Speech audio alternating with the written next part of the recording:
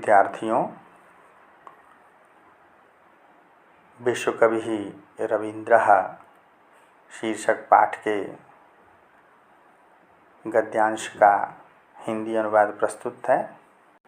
गद्यांश लिखने से पूर्व इसका संदर्भ इस प्रकार से लिखेंगे कि प्रस्तुत गद्यांश हमारी पाठ्यपुस्तक संस्कृत गद्य भारती के विश्वकवि रवीन्द्र शीर्षक पाठ से अवतरित है। इसके पश्चात प्रसंग लिखेंगे कि प्रस्तुत गद्यांश में रवींद्रनाथ टैगोर के जन्म के विषय में बताया गया है। गद्यांश का हिंदी अनुवाद देखेंगे। रवीन्द्रनाथस्य जन्म कलिकाता नगरे 61+1800 ख्रीष्टाब्दे मई मासस्य 7 दिवसे अभवत्। रवीन्द्रनाथस्य षष्ठी विभक्ति एक वचन का रूप है। का अर्थ लेंगे।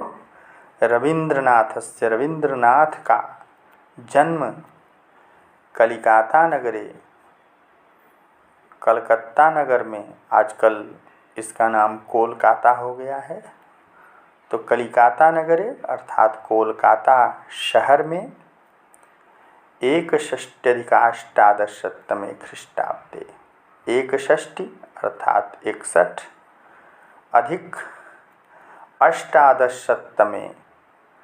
1800 अर्थात 1861 ख्रीष्टाब्दे ईस्वी में मई मासस्य मई महीने के 7वें दिवसे 7वीं तारीख को अभवत हुआ।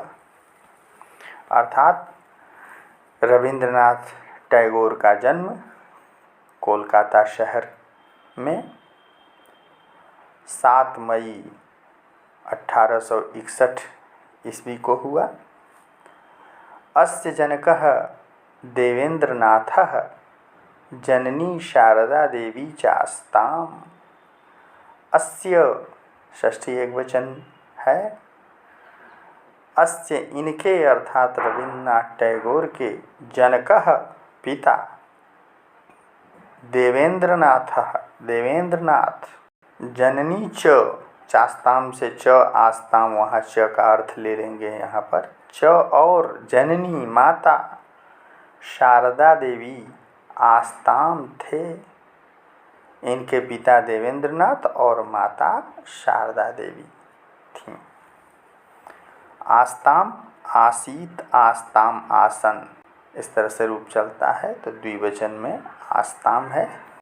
अस्य इनके रवीन्द्रनाथ टैगोर के जनक पिता देवेंद्रनाथ च और जननी माता शारदा देवी आस्ताम। रवीन्द्रस्य जन्म एकस्मिन् सम्भ्रान्ते समृद्धे ब्राह्मण परिवारे जातम्। रवीन्द्रस्य षष्ठी एक वचन है। रवीन्द्र का जन्म एकस्मिन् सम्भ्रान्ते समृद्धे ब्राह्मण परिवारे, इन सभी पदों में सप्तमी एक वचन है, में अर्थ होगा। तो रवीन्द्र का जन्म एक सम्भ्रांते, सम्भ्रांत अर्थात प्रतिष्ठित, समृद्धे समृद्ध अर्थात धन धान्य से परिपूर्ण धनी, ब्राह्मण परिवारे ब्राह्मण परिवार में जातम हुआ। तो रवीन्द्रनाथ टैगोर का जन्म एक प्रतिष्ठित और समृद्ध ब्राह्मण परिवार में हुआ था। यस्य सविधे, जिसके सविधे पास में, जिसके पास अचला विशाला संपत्ति राशित, अचल विशाल संपत्ति थी। अचल का अर्थ जो चल न सके, स्थिर, अचला अर्थात अचला संपत्ति का अभिप्राय है जमीन जायदाद घर मकान, ये सब अचल संपत्तियां हैं। रुपए पैसे सोना चांदी ये चल संपत्तियां हैं। तो यस्य सविधे, जिसके पास अर्थात उस प्रतिष्ठित समृद्ध ब्राह्मण परिवार के पास अचल विशाल संपत्ति आसीत थी, अतो भृत्यबहुलं भृत्यैः परिपुष्टं संरक्षितं जीवनं बंदीपूर्णं मन्वभवत्। अतो अतः संधि विच्छेद करेंगे, संधि के कारण ओ हो गया है विसर्ग का।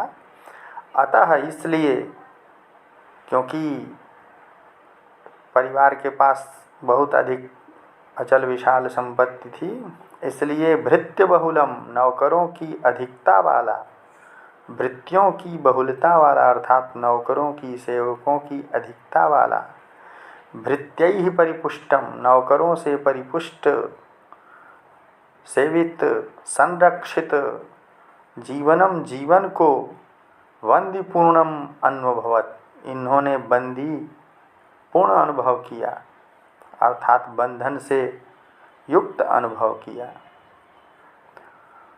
हमेशा इनकी सेवा में नौकर चाकर खड़े रहते थे, तो इनको जीवन बंदी जैसा लगा।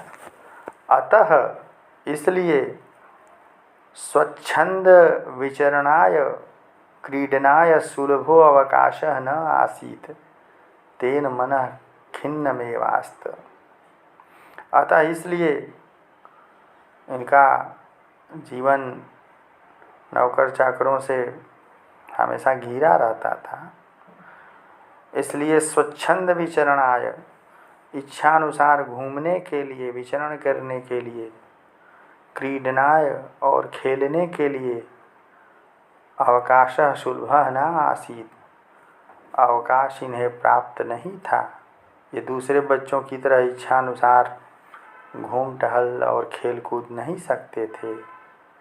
तेन मनः खिन्नमेव आस्त, इसलिए इनका मन खिन्न ही रहता था।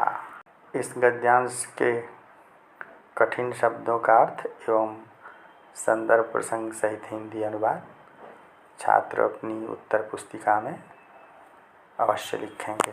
धन्यवाद।